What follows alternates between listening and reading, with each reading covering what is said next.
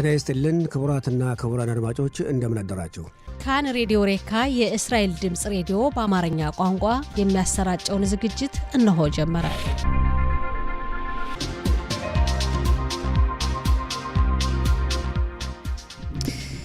ጤና ይስጥልን ክቡራትና ክቡራን አድማጮቻችን እንደምን አደራችሁ። እለቱ እንደ ዕብራውያን ዘመን አቆጣጠር ዮም ሽሽ ካፍ ጊሜል በኒሳን ታፍሽን ፔባብ ሲሆን እንደ አውሮፓ ዘመን አቆጣጠር ኤፕሪል 10 ቀን 2026 ዓ.ም ነው። እንደ ኢትዮጵያ ዘመን አቆጣጠር ደግሞ ሚያዝያ 2 ቀን 2018 ዓ.ም ነው። የጧቱ ስርጭታችን እነሆ ጀመረ። የቴክኒክ ባለሙያችን ሮኔን ዳሃን ሲሆን የስቱዲዮ ተረኛ አስተናጋጅ ወርቅነሽ እሸቴ ነኝ። ያሉን ዝግጅቶች በቅድሚያ ዜና እናሰማና ከዛም ጋዜጦች በዛሬ እትማቸው ለአንባቢያን ያቀረባቸውን ዋና ዋና ርዕሰ ጉዳዮች እናቀርባለን፣ እንመለከታለን። ከአድማጮች ጋር የስልክ ውይይት ይኖረናል። በወቅታዊ ጉዳዮችም ከባልደረባችን ከራህሜም አላዛር ጋር እንወያያለን። ስርጭታችን እንደተለመደው እስከ 7 ሰዓት ድረስ ይቀጥላል። አብራችሁን ቆዩ። አሁን የጧቱን ዜና እነሆ። በቅድሚያም አርዕስተ ዜና። የሂዝቡላ አሸባሪ ድርጅት ወደ እስራኤል መተኮሱን እንደቀጠለ ነው። ጠቅላይ ሚኒስትር ቢንያሚን ኔታንያሁ ለሰሜን እስራኤል ነዋሪዎች ባስተላለፉት መልእክት ከሂዝቡላ አሸባሪ ድርጅት ጋር የተኩስ አቁም ስምምነት እንዳልተደረሰ ገለጹ።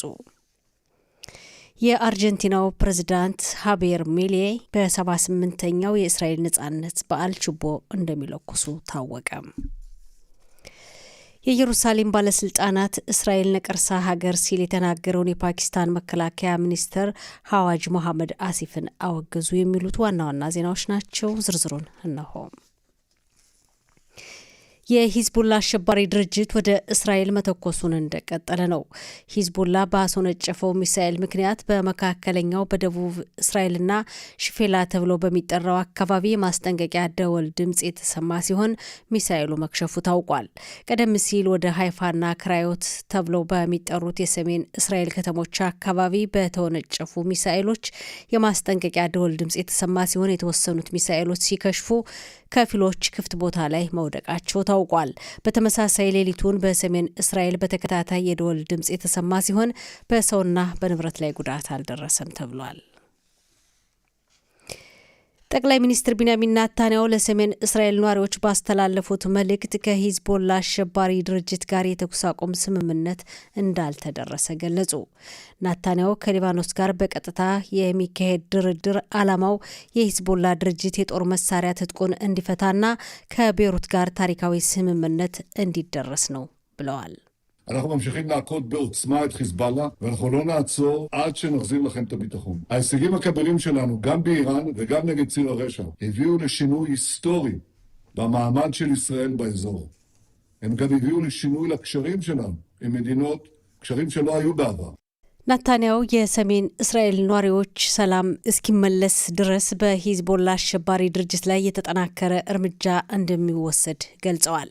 ኔታንያሁ ባስተላለፉት የተቀረጸ መልእክት በጦርነቱ የተገኘው ድል በአካባቢው ታሪካዊ ለውጥ እንዳመጣና ከዚህ በፊት ወዳጅ ያልነበሩ ሀገራት ከእስራኤል ጋር ግንኙነት እንዲፈጥሩ ማድረጉንም ገልጸዋል። የአሜሪካው ፕሬዝዳንት ዶናልድ ትራምፕ ኢራን በሆርሙዝ የባህር ወሽመጥ የሚያልፉ መርከቦችን ግብር እንዳትጠይቅ አስጠነቀቁ። ትራምፕ በራሳቸው ማህበራዊ ድረገጽ ላይ በጻፉት መልእክት ኢራን ከሚያልፉ መርከቦች ግብር እንዳትጠይቅና አስባበት ከሆነም አሁኑኑ እንድታቆም ሲሉ አሳስበዋል። ትራምፕ በተጨማሪም ኢራን የሆርሙዝን መተላለፊያ መስመር በሚመለከት አሳፋሪና የከፋ ስራ እየሰራች ነው ማለታቸው ታውቋል።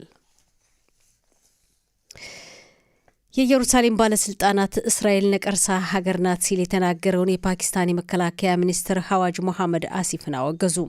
የፓኪስታኑ መከላከያ ሚኒስትር እስራኤል ካንሰር ናት በማለት በፍልስጤም ምድር ላይ ያቋቋሟት ሰዎች በገሃነም እንዲቃጠሉ እጸልያለሁ ማለቱ ታውቋል። ከጠቅላይ ሚኒስትር ኔታንያሁ ቢሮ በወጣው መግለጫ የፓኪስታኑ መከላከያ ሚኒስትር እስራኤልን ለማውደም ያሰማው ጥሪ አጸያፊና በዝምታ የማይታለፍ መሆኑ የተገለጸ ሲሆን በተለይ የአደራዳሪ ሀገራት መሪ ሚዛናዊ መሆን ሲገባው እስራኤልን ለማጥፋት ያሰማው የጥላቻ ንግግር አሳፋሪ ነው ይላል መግለጫው። የአርጀንቲናው ፕሬዝዳንት ሃቤር ሚሌ በ78ኛው የእስራኤል ነጻነት በዓል ችቦ እንደሚለኩሱ ታወቀ። ለ78ኛው የእስራኤል የነጻነት በዓል አከባበር ስነ ስርዓት በኃላፊነት የተሾሙት ሚኒስትር ሚሪ ሬጌቭ ሚሌይ ችቦ ለመለኮስ የተመረጡ መሆናቸውን አስታውቀው እስራኤልን በመደገፍ የታወቁ መሆናቸውንም ገልጸዋል። ሚሌይ የኢራንን አብዮታዊ ዘብ ሂዝቦላና የሐማስ ድርጅቶች አሸባሪ ድርጅቶች መሆናቸውን ያወጁ፣ ሐማስ የጠለፋቸውን የእስራኤል ዜጎች እንዲለቀቁ ታላቅ ጥረት ያደረጉ፣ ጸረ ይሁዳውያን እንቅስቃሴን በዓለም አቀፍ ደረጃ የሚቃወሙ፣ ለእስራኤል ራሷን የመከላከል መብቷን እንድትጠቀም የሚታገሉ መሆናቸውን ገልጸዋል። በዚህ ዓመት የእስራኤል ነጻነት ዕለት ችቦ የሚለኩሱ የተወሰኑ ዜጎች ስም ትናንት ምሽት ይፋ የተደረገ ሲሆን ከመካከላቸው በብረት ሰይፍ ጦርነት የህይወት መስዋዕትነት ከፍሎ አስከሬኑ ተጠልፎ የነበረው ፖሊስ ራን ጉዌሊ እናት ታሊክ ጉዌሊ፣ ጋል ሂርሽ፣ ተዋናይት ሃና ላስላው፣ በኢየሩሳሌም በሚገኘው የሃዳሳ ኤንከረም ሆስፒታል ፕሮፌሰር ዲና ቤን ይሁዳ፣ ሼፍ አሳፍ ግራኒት፣ ራብ አብርሃም ዛርቢቭ፣ ታማር አታላ የዱርዝ ማህበረሰብ ተወላጅ የሆነና በመከላከያ ሰራዊቱ ውስጥም ያገለገለ፣ በኢራን ለይሁዳውያን በድብቅ እገዛ ያደረገ የቴህራን ተወላጅ ሮኒ ኢንሳሃዝ በዚህ ዓመት በእስራኤል የነጻነት በዓል መታሰቢያ ዋዜማ ምሽት ችቦ የሚለኩሱ መሆናቸው ታውቋል። በመጨረሻም የአየር ንብረት ትንበያ። ዛሬ የሙቀቱ መጠን በትንሹ ይጨምራል። በሰሜን እስራኤል በአንዳንድ ቦታዎች ዝናብ ይኖራል። ነገ ቅዳሜና ከነገ ወዲያ እሁድም ተመሳሳይ የአየር ጸባይ ይኖራል ተብሎ እንደሚጠበቅ የአየር ንብረት ትንበያ ባለሙያዎች ከላኩልን ዘገባ መረዳት ችለናል። የዛሬው ቀን የሙቀት መጠን በዲግሪ ሴንቲግሬድ በኢየሩሳሌምና አካባቢዋ 17፣ በቴል አቪቭ 20፣ በሃይፋ 19፣ በጽፋት 15፣ በቤት ሻአን 25፣ በብኤር ሸባ 22፣ በኢላትና አካባቢዋ 28 ዲግሪ ሴንቲግሬድ ይደርሳል። አድማጮቻችን ዜናው አበቃ። ወደሚቀጥለው ዝግጅት ለማለፍ አጭር ሙዚቃ።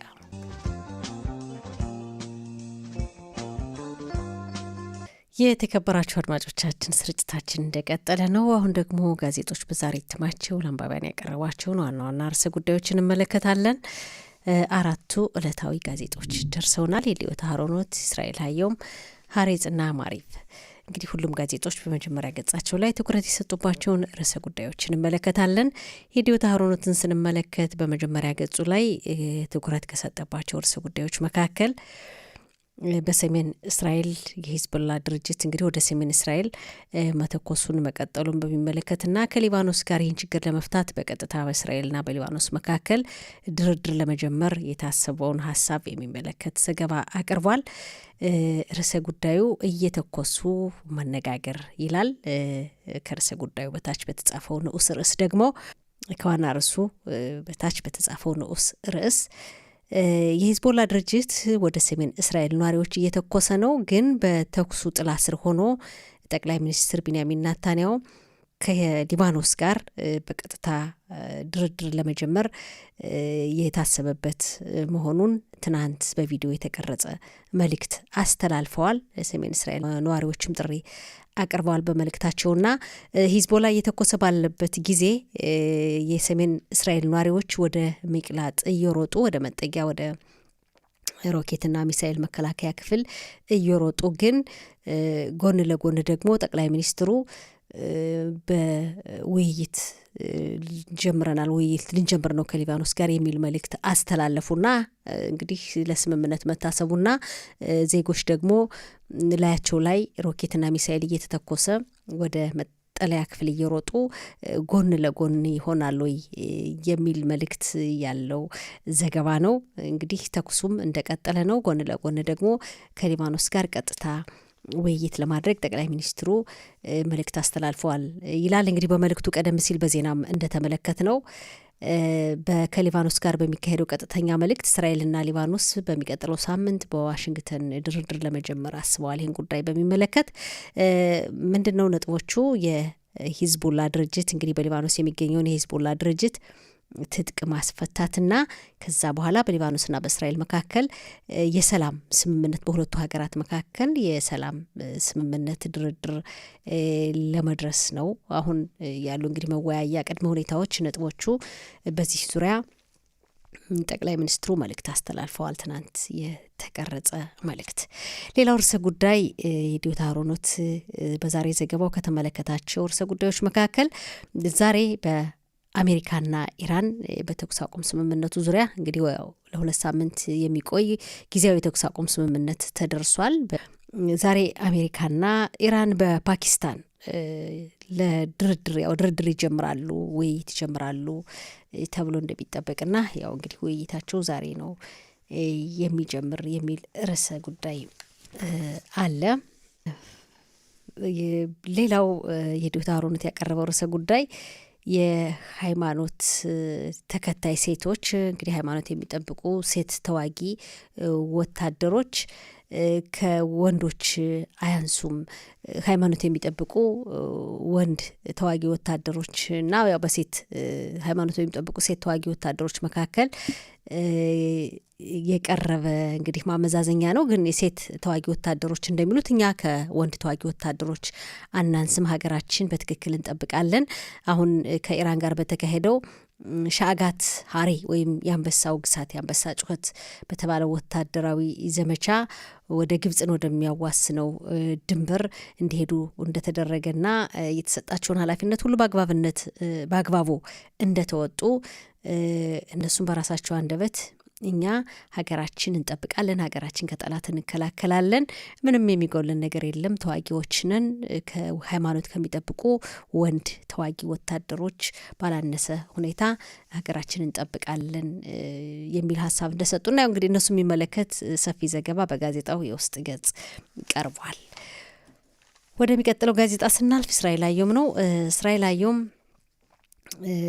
በሊባኖስና በእስራኤል መካከል እንግዲህ ይደረሳል ተብሎ የታሰበውን ስምምነት የሚመለከት ነው። እስራኤል አየምም የዘገበው የእስራኤል የአየር ኃይል በሊባኖስ ዋና ከተማ በቤይሩት በሂዝቦላ ተቋማት ላይ ከባድ ጥቃት ማድረሱን የሚመለከት ዘገባን በፎቶግራፍ ማስደገፍ ቀርቧል።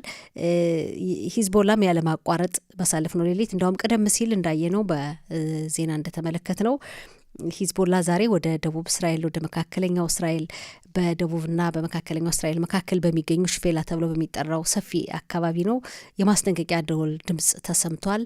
በሰሜን እስራኤልም እንደዚሁ ያለማቋረጥ የማስጠንቀቂያ ደወል ድምጽ ሲሰማ እንዳደረ ነው እንግዲህ የተመለከት ነው። በዚህ ሁኔታ ላይ ነው እንግዲህ ይህን ችግር ለመፍታት የሂዝቦላን ድርጅት የጦር መሳሪያ ትጥቅ ለማስፈታትና ከሊባኖስ ጋር በእስራኤልና በሊባኖስ መካከል የሰላም ስምምነት ላይ ለመድረስ ቀጥታ በሁለቱ ሀገራት መካከል ቀጥታ ውይይት ለመጀመር መታሰቡን ጠቅላይ ሚኒስትሩም ትናንት ባስተላለፉት መልእክት ገልጸዋል። እስካሁን ባለው ሁኔታ ግን ከሂዝቦላ ጋር ስምምነት የለም ነው ያሉት ጠቅላይ ሚኒስትሩ።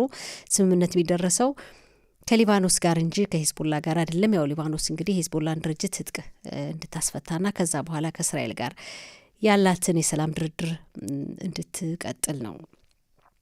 ግን በአጠቃላይ ያው ትናንትም ያሳለፍነው ሌሊትም ከባድ እንደነበር የሂዝቦላ ድርጅት ሚሳይሎችን እስከ መሀል ሀገር እስከ ደቡብ እስራኤል እንደተኮሰ ነው። እንግዲህ የሊባኖስ መንግስት በኃላፊነት የሂዝቦላ ድርጅትን ትጥቅ ለማስፈታትና ከእስራኤል ጋር ሰላም ለመድረስ ነው መወያያ ቅድመ ሁኔታዎች። በእነዚህ ነጥብ ላይ ውይይት በእነዚህ ርዕሰ ጉዳዮች ላይ ውይይት እንደሚካሄድ ነው የተገለጸው። ያው በሰሜን እስራኤል አካባቢ ከዛ በኋላ እንግዲህ ወደ መደበኛ የሰሜን እስራኤል ነዋሪዎች ወደ መደበኛ ህይወታቸው ይመለሳሉ የሚል ተስፋ ነው ያለው። የሂዝቦላ ድርጅት ትናንትን ባሳለፍነው ሌሊትም በአስሮች የሚቆጠሩ ሮኬቶችን ነው ወደ እንግዲህ በተለይ ደግሞ ሮኬቶችን ያው በቅርብ ርቀት ወደሚገኙ ወደ ሰሜን እስራኤል እንደተኮሰ የሚገለጸው። እንግዲህ ትናንት ጋዜጦች ቀደም ብለው ስለሚታተሙ ትናንት በነበረው ግምት ሂዝቦላ ወደ ሰሜን እስራኤል ብቻ ሳይሆን ወደ ተለያዩ የእስራኤል ክልሎችም ይተኩሳል የሚል ግምት እንደነበር ቅድመ ሁኔታዎች ያው ሲገመገሙ ግምት እንደነበር ተገልጿል። እንደተባለውን ባሳለፍነው ሌሊት እስከ ደቡብ እስራኤል ድረስ መካከለኛው እስራኤል ድረስ እንደተኮሰ አይተናል እና ያው መከላከያ ሰራዊቱም ቅድመ ዝግጅት እንዳደረገ ሚሳይሎችን ለማክሸፍ አስቀድሞ እንደተዘጋጀ የመከላከያ ሰራዊቱ ቃል አቀባይ ቀደም ሲል ባስተላለፉት መልእክት የተገለጸ መሆኑን እስራኤል አየሁም በዘገባው አካቷል። ሌላው በእስራኤል አየሁም የቀረበው ሌላው ዘገባ የሻስ ፓርቲ ሊቀመንበር አሬ ደሪ ናቸው። በሊባኖስ እንግዲህ ይሄ በተለይ አሁኑ እየተካሄደ ያለው ጦርነት ከተጀመረ የተኩስ አቁም ስምምነት ተደርሷል በጊዜያዊነት። በእርግጥ ከኢራን ጋር እየተካሄደ ያለው ጦርነት ከሊባኖስ ጋር ግን ያለው ከሂዝቦላ ድርጅት ጋር ያለው ጦርነት እንደቀጠለ መሆኑ ይታወቃል። ይህ ጦርነት ከጀመረ ለመጀመሪያ ጊዜ ነው ተናገሩ የሚለው አሬ ደሪ በሊባኖስ ለዓመታት ያክል እንቆያለን የሚል ግምት እንዳላቸው ገልጸዋል። የሻሱ ፓርቲ መሪ አሬ ደሪ በኢራን ደግሞ በቅርብ ጊዜ ይህ አምባገነን አስተዳደር ይወድቃል የሚል ግምት እንዳላቸው ገልጸዋል። ሌላው አሬ ደሪ ምንድን ነው ያሉት? ጥቅምት 7 ቀን 2023 ዓ.ም ከደረሰብን ከባድ ጥቃት መውጣት የቻልነው የመጽሐፍ ቅዱስ ኦሪት ወይም ቶራ በሚማሩ በተማሪዎች በቶራ በኦሪት ምክንያት ነው። ተጠናክረን ከዚህ ችግር ከዚህ ይህ ጦርነት ካደረሰብን ከባድ ሰቆቃና ከዛ እንደዛ ዜጎቻችን በግፍ ተጨፈጨፉበት ጦርነት የወጣ ነው፣ የተጽናና ነው። ተጠናክረን ማለፍ የቻልነው የወጣ ነው ያን ጥቃት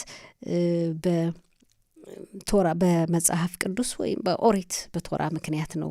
በተለይ ደግሞ ያው ኦሪት በሚማሩ ተማሪዎች ምክንያት ነው ማለታቸው ተገልጿል። ወደሚቀጥለው ጋዜጣ ስናልፍ ሀሬጽ ነው። ሀሬጽ ያው እንግዲህ እስራኤል ከሊባኖስ ጋር ልታካሄድ ያሰበችውን ቀጥታ ድርድር የሚመለከት ዘገባ ሀሬጽም እንደዚሁ የራሱን ዘገባ በራሱ መንገድ ዘግቦታል። ቀጥታ ውይይት ከሊባኖስ ጋር በእስራኤልና በሊባኖስ መካከል ይካሄዳል። ያው አላማውም የሂዝቦላን ድርጅት ትጥቅ ለማስፈታትና ከሊባኖስ ጋር የሰላም ድርድር ለማካሄድ ያው ሰላም ለመድረስ እንደሆነ ገልጿል። እንደ ሌሎች ጋዜጦች ሁሉ ያው ይህን ርዕሰ ጉዳይ በራሱ መንገድ ዘግቦታል። ወደ ሰሜን እስራኤል ነዋሪዎች ያለማቋረጥ እየተተኮሰ ነው። የሂዝቦላ ድርጅት ያው መተኮሱን እንደቀጠለ ይህንም እንደዚሁ በሀሬጽ በዘገባው አካቶታል። በአሜሪካና በኢራን መካከልም በፓኪስታን ይካሄዳል ተብሎ የታሰበውን ድርድር እንግዲህ ዛሬ ነው በፓኪስታን ድርድሩ ይካሄዳል ተብሎ የሚጠበቀው። ይህንም እንደዚሁ ሀሬጽ ተመልክቶታል።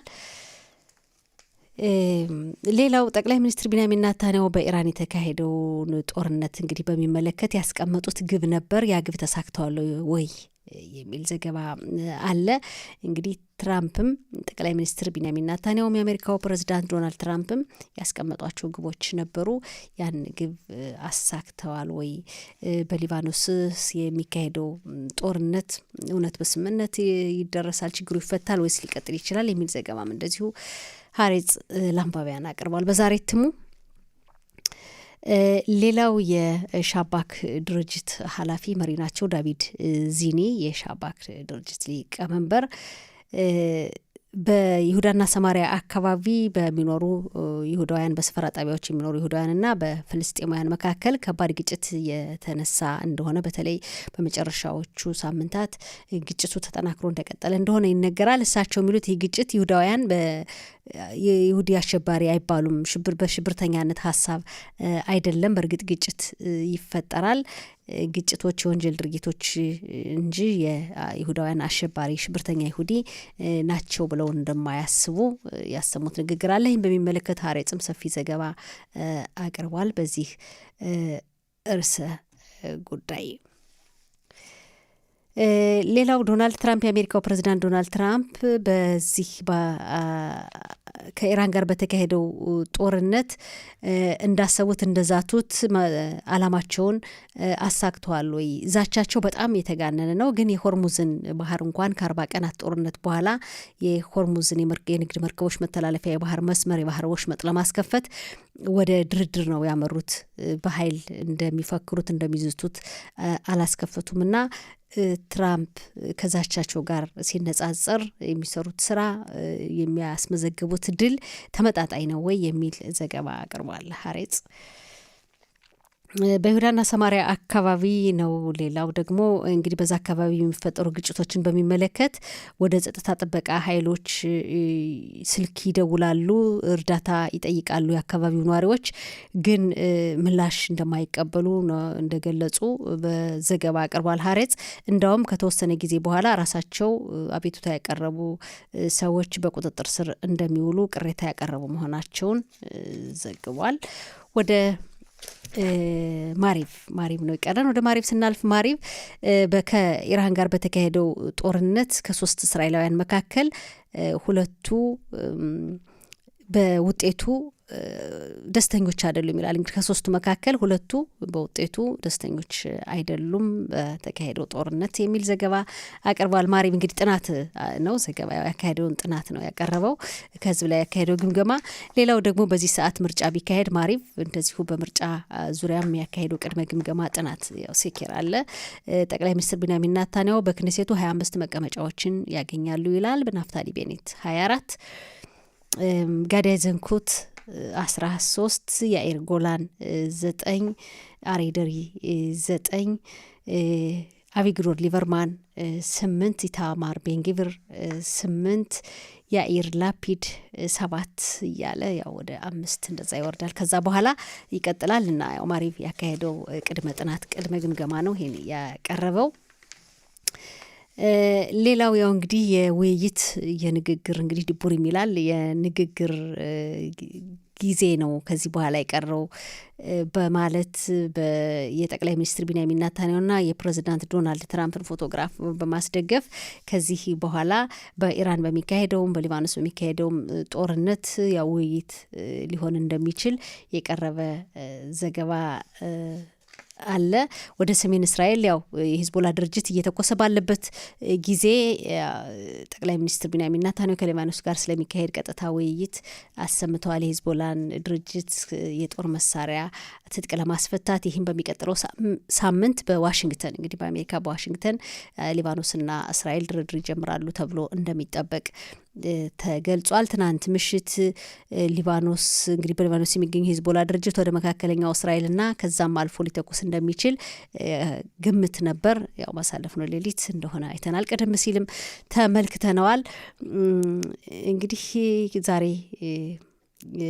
በጋዜጦች በዛሬ ዘገባቸው ያቀረባቸው ዋና ዋና ርዕሰ ጉዳዮች ከሞላ ጎደል ይሄን ይመስላሉ። አድማጮቻችን ወደሚቀጥለው ዝግጅት እናልፋለን። አብራችሁን ቆዩ። የተከበራቸው አድማጮቻችን ስርጭታችን እንደቀጠለ ነው። አሁን ደግሞ ባልደረባችን ረሃሚም አላዛር ስልክ መስመራችን ላይ ነው ያለው። ጋሽ ረሃሚም ጤና ይስጥልን፣ እንደምን አደርክ? በወቅርቶ እንዴት አደርሽ? እግዚአብሔር ይመስገን ሰላም ነኝ። እንዴት አለፈ ሌሊቱ በመካከለኛው እስራኤል? ታቆሱብን ማታኩ ባይገርምሽ ደግሞ በዚህ በሰሜን ያሉት በሰሜን ያሉት አላረፉም አይደል? አዎ ተኩሰው ወደዚህ ወደ ማዕከል እስራኤል ከዚያ እኔ ደወሉ ማስጠንቀቂያው ደወል ሲሰማ ምንድን ነው ብዬ ደንግጬ ስነሳ ይቀጥላል። ከዚያ እኔም ያን ያህል አላስተገባሁትም። ያው ያለ አይደለ ጭንቅላታችን የሰነበትንበት ሁኔታ አዎ ፈረሰ እንዲህ ያደርጋል ብዬ ወደ ውጭ ወጣ ስል አልኩና እንደገና ለወርድ አስቤ እንትኑ ደረጃው ሰርቆም ዝም አልኩኝ። እዚያ ወደው ሻዳም በተለይም በዚህ በስልኩ መረጃዎችን ሳይ ምናምን ወደ አሽዶድ አካባቢ ነው የተንኮሰው። ወድቋል፣ ክፍት ቦታ ሜዳ ላይ እንደዚህ ጉዳት ባደረሰበት ቦታ ላይ ተባለ። ተመለስን በኋላ ሲጣራ የሂዝቦላ ነው እንጂ የኢራን እንዳልሆነ ተረዳነ። እንደው በጣም አስቸጋሪ ነው። ዞሮ ዞሮ ሚሳኤል ነው እየተኮሱ ያሉት፣ አደገኛ ነው።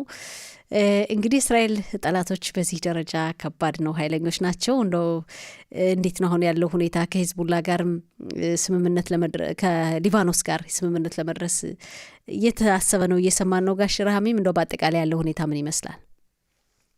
የሊባኖስ ጉዳይ እንግዲህ ያው ሂዝቦላ ጦርነቱን የጀመረው ኢራንን ለማገዝ ነው። ኢራን ወግኖ ነው ይህን ሁኔታ እያካሄደ ያለው። አሁን እንግዲህ ሁልሽ ሂዝቦላ በአሁኑ ጊዜ ያለበት ሁኔታ እስራኤል ያው በብቸኛነት የደበደባቸው ነው የሚገኘው። የኢራኑ ጉዳይ ለጊዜው በጊዜያዊ ሁኔታ እንደ ጦርነቱ እንዲቆም ስለተባለ ከ3 ቀናት በፊት እስራኤል ከባድ የሆነ የማጥቃት እርምጃ ወስዳለች በሂዝቦላ ላይ እና በርካታ ሰዎች ተጎድተዋል። ያ ሁኔታ እንግዲህ ትራምፕን አሳስቧቸው ይመስላል። እስራኤልን ይህን ከባድ የሆነ ጠንከር ያለ ድብደባችሁን ቀንሱት የሚል ጥያቄ አቅርበዋል ተባለ። በዚያም ተያይዞ በአካባቢው ማለት በሊባኖስ እና በእስራኤል መካከል ሰላም እንዲፈጠር በሀገሮች መካከል ሰላም እንዲፈጠር ይሞከር ተብሎ ሀሳብ ቀረበና ይህ ሁኔታ ባስመለከተ እንግዲህ እስራኤልም አንደኛ ሂዝቦላ በቁጥጥር ስር ሆኖ በሊባኖስ መንግስት ኃላፊነት የሚወስድ ከሆነ እንደራደራለን ብላ እስራኤልም ፈቃደኛ ሆናለች ይባላል። በዚህ ሁኔታ እንግዲህ በእስራኤል በኩል ተደራዳሪውን ቡድን የሚመራው በዋሽንግተን በአሜሪካ የእስራኤል አምባሳደር የሆኑት ኢፌል ላይተር ናቸው ይባላል። ከዚያም በተጨማሪ ከአሁን ቀደም ምስጢራዊ አደራዳሪ የነበሩትና የቤንያሚን ኔታንያሁ ምስጢራዊ አማካሪ የሚባሉት በነገራችን ላይ ቀደምም የእስራኤል አምባሳደር ነበሩ በዋሽንግተን ሮን ደርመር እሳቸውም አሉበት ይባላል። በዚህ ሁኔታ ሁለቱ ሀገሮች እንደ ሀገር ሂዝቦላ ሽብርተኛ ወንበዴ ድርጅት ነው፣ ግን ሁለቱ ሀገሮች እንደ ሀገር ተደራድረው በሰላም በጥሩ ሁኔታ ጉርብትና እንዲፈጥሩ ማድረግ የሚቻለው በመደራደር ነው የሚል ሀሳብ ቀርቦ ይሄ ሁኔታ ተቀባይነት አግኝቷል። በእስራኤል በኩልም ድርድሩ እንደሚጀመር ነው እንግዲህ የሚገመት ያለው። ሂዝቦላ እንግዲህ ኢራን ይኸው እንደሰማነው ቆይተን እንነጋገርበታለን። ሂዝቦላን መደብደብ እስራኤል ታቁም። ያሁን እኛ እስራኤልና ኢራን የጦርነት አቁም ስምምነት የደረስነው ለጊዜያዊ ያቁም ደረስንበት ስምምነት ሂዝቦላንም ያካታል ነው የምትል ኢራን። እስራኤል ደግሞ በምንም አይነት ሂዝቦላ ራሱን የቻለ ጉዳይ ነው። ኢራን ናት። ሂዝቦላ ሆኖ ሊባኖስ ነው የሚገኘው የሚል መልስ ነው የሰጠች ያለችው።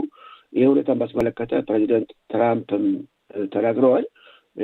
ይሄ የተደረሰበት ስምምነት ከኢራን ጋር ሂዝቦላን አያካትትም ብለዋል። እሳቸውም በዚህ አይነት እንግዲህ ሂዝቦላ ኢራንን ማትረዳ ከሆነ ማለት ኢራን ሂዝቦላን ማትረዳ ከሆነች ሂዝቦላ እየተዳከመ ይሄዳል። እርዳታ ማያገኝም፣ ገንዘብ ማያገኝም። ያው ሁሉም ነገር ከኢራን ነበርና በዚህ አይነት እሱ የተዳከመ ስለሚሄድ ይሄ የቀረበው አስተያየት ሁለቱ ሀገሮች እስራኤልና ሊባኖን በሰላም ስምምነት ይድረሱ የሚለው ሁኔታ እሱም ሳይወድ በግድ ከዚያ ክልል ገብቶ ፈቃደኛ ይሆናል የሚል አመለካከት ያለ እንግዲህ በሊባኖስ በኩል ያልተመረጠ ማን ተደራዳሪ እንደሚሆን እስካሁን ተሰማነውም።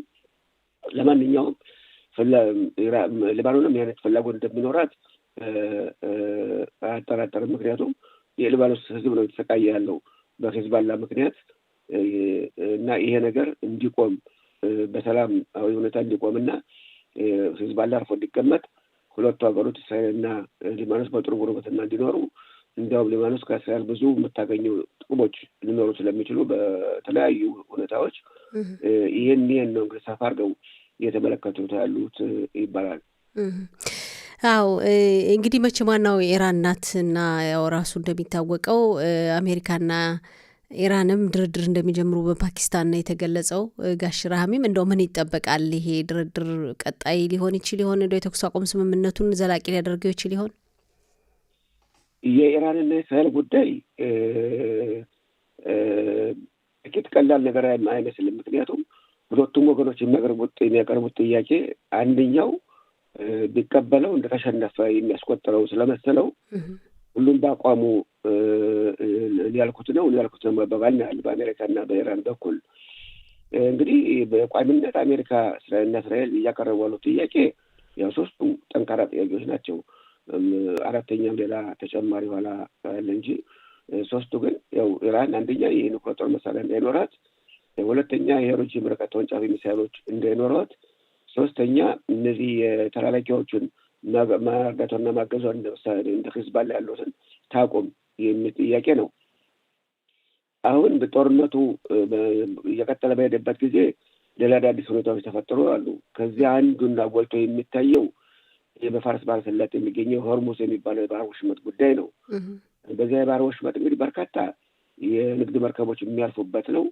በተለይ ነዳጅ ዘይት የሚጭኑ መርከቦች የሚያልፉበትና እነዚህ መርከቦች ከዚህ በሆርሙዝ ባህር ወሽመጥ አልፈው ወደ ህንድ ውቅያኖስ ወርደው ከዚያ እንደገና ከፊሎቹ በህንድ ውቅያኖስ አቋርጠው ወደ ሩቅ ምስራቅ እስያ የሚጓዙ ናቸው። ወደ ቻይና፣ ወደ ጃፓን፣ ወደ በዛ አካባቢ የሚገኙ በርካታ ወደ ህንድ እና በደቡብ ምስራቅ እስያ የሚገኙ በርካታ ሀገሮች ያ ነው አንዱ መስመር በህንድ ውቅያኖስ በኩል የሚጓዙት።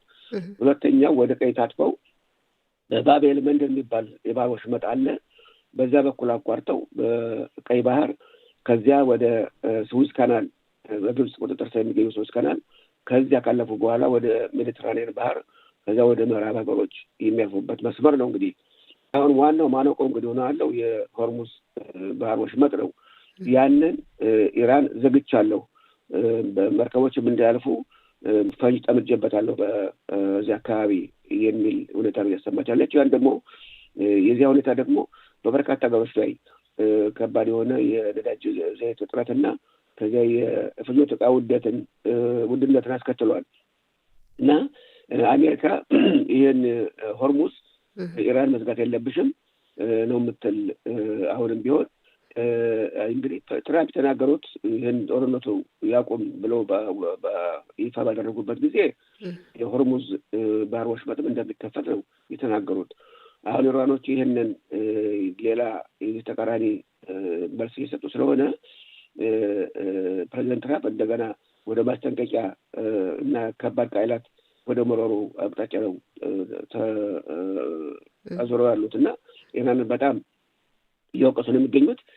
ይሄ ሆርሙዝ ካልተከፈተ በኢራን ላይ የከፋና አሰቃቂ የሆነ ማጥቃት እርምጃ እንወስድባታለን የሚል ማስጠንቀቂያ ነው እየተናገሩ ያሉት ፕሬዚደንት ትራምፕ። ከዚያም በተጨማሪ ኢራን የምትለው ምንድን ነው? በዚያ ባህር ወሽመጥ የሚያልፉ መርከቦች ግብር ቀረጥ ይከፍላሉ፣ አስከፍላቸዋለሁ። አሁን ቀደም ያልነበረ ነው እንግዲህ እና ግብር አስከፍላቸዋለሁ በርካታ እያንዳንዱ መርከብ $100 ሚሊዮን እየከፈለ ነው ማለት የሚችለው እንጂ ዝም ብሎ አይደለም የሚል አዲስ ያልነበረ ነው። ይሄ እንዲህ ያለ እንትን ጥያቄ ያቀርባለች። ይህም ደግሞ በትራምፕና ሌሎችን ሀገሮች ማሳስቧል። ይህንን አመለካከት የእንግሊዝ መንግስትም እንደተቃወሙ ነው በኢራን ላይ እስካሁን ድረስ። ያው እንደምናውቀው የምዕራብ ሀገሮች እስካሁን ድረስ በነበረው ጦርነት እንደው ዝም ብለው ተቀምጠዋል እጃቸውን አጣጥፈው። ትራምፕም ጥያቄ ቢያቀርቡም ምንም የእሽታ መልስ አልመለሱም። አሁን ራሳቸው የሚጎዳ ነገር ሲፈጠር ያው እንዳልኩት ቀደም ብዬ እንግሊዝ ትንሽ እንትን መቃወም ቃል አሰምታለች። ግን ምን ያህል ርቀው እንደሚሄዱ አሁን ማስተማመንም የአውሮፓውያኖች ጉዳይ። ለማንኛውም ይህን የመሰለ ሁኔታ ነው ያለው። አዎ እንግዲህ ያው ዓለም አቀፍ ጉዳይ የሆነ ነው እንዳልከው፣ በተለይ በዚህ በሆርሙዝ ባህር መስመር ምክንያት እንደው ምን ይጠበቃል ከዚህ ሁሉ ጣውረድ በኋላ? በስምምነቱ ሰላም ሊደረስ ይችል ይሆን? ችግሮቹ ሊፈቱ ይሆን? እንደው ለማጠቃለያ ምን ትላለህ ጋሽ ራህሚ? ድርድሩ ተጀምረዋል። ዛሬ አረብ ተብሏል። እንግዲህ ገና ያው ሲጀመር ነው እርግጠኛ ሆኖ ብናውቀው። ፓኪስታን ናት አሸማጋይ ሆና ያለችው። ኢስላማባድ ርዕሰ ከተማ ኢስላማባድ፣ እዚያ ነው ድርድሩ ይካሄዳል ተብሎ የሚጠበቀው። የድርድሩ በአሜሪካ በኩል የአሜሪካው ምክትል ፕሬዚደንት ጄዲ ቫንስ ናቸው የሚመሩት ይባላል። ከዚያም ያው ዊትኮፍ እና ጃሬድ ኩሽነር የሚገኝ ይሆናል። ያ በዚያ በኩል ነው ያለው። አሁን እንግዲህ ፓኪስታን ከዚህ ጋር በተያያዘ ሁኔታ ከኢራን ጋር የቆየ ትስስር አላት። አንደኛ እንደምናስታውሰው ኢራን የኒውክሌር ጦር መሳሪያ ለማዘጋጀት ብዙ መረጃዎችን፣ ብዙ የመስሪያ ጥበቦችን ያገኘችው ከፓኪስታን የኒውክሌር ጦር መሳሪያ አዘጋጅ ከሆነው ይሄ አብደል ካደር ኻን የሚባል እሱ ነው ያን ምስጢሩን ለኢራን ያቀበለ በገንዘብ ተቀብሎ ያን ምስጢሩን በሙሰነዱን እንግዲህ እንደምናስታውሰው ፓኪስታን የኒውክሌር ጦር መሳሪያ አላት እና የዚያን በሙሉ ወደ ኢራን አቀብለው ኢራን ይሄን ነገር ለማድረግ የቻለችው በዛ ነው የሚባል ነገር አለ። እንዲያውም የሰውዬ ለኢራን ብቻም ሳይሆን ለሊቢያ ሽጧል ይባላል፣ ለሰሜን ኮሪያም እንደዚሁ ሽጧል ነው የሚባለው ሰውዬ። በመጨረሻው እሱም ሞተ። ሆነ ምክንያት እና በዚያ ሁኔታ እንግዲህ ፓኪስታን የኑክሌር መሳሪያ ያላት ሀገር ናት። ከህንድ ጋር ሁሌ በመፋጠጥ ነው የምትኖረው። ህንድም አላት ቀድማ ይህን ጦር መሳሪያ ያዘጋጀች እንደነች። ከዚያ ተቀላጥፋ ደግሞ ፓኪስታን ሁለቱን ሀገሮች የሚያጣላ አንድ ግዛት አለ ካሽሚር የሚባል ግዛት። በዚያ ምክንያት ነው የሚፋጠጡት እና ባለፉት ዓመታት ሁለቱም ሀገሮች በኑክሌር ጦር መሳሪያ ለመጠቀም ጫፍ ላይ ደርሰው ነበር ይባላል። በዚያ ሀገሮች ቻይና እና የመሳሰሉ ሀገሮች አስቆሙት የሚባል ነገር አለና ይሄ ነው እንግዲህ የፓኪስታኑ ጉዳይ። ምን ያህል ርቃ እንደምትሄድ አናውቅም። ያው እንዳልኩት ቀደም ብዬ ፓኪስታንና ኢራን ይህን የመሰለ የቆየ ውስጣዊ ግንኙነት ስላላቸው ምን ያህል ሚዛናዊ የሆነ አመለካከት ኑሯት ታሸማግላለች የሚለው ጥያቄ ነው። አሁን እስካሁን ቀደም ያካሄዱት ኢራንና አሜሪካ በሶስተኛ አካል ወሬ አመላላሽነት ነው። አሁን ግን በቀጥታ ይነጋገሩ የሚል ሀሳብ ቀርቧል። እንግዲህ እስቲ እናየዋለን ነገር በስቲያ ምን አቋም እንደተያዘ። አዎ እንግዲህ ደግሞ ከድርድሩ ከውይይቱ በኋላ እንዳልከው እናየዋለን። ጋሽ ራሚን በጣም እናመሰግናለን። እሺ ሰላም ዋል። እናመሰግናለን። እሺ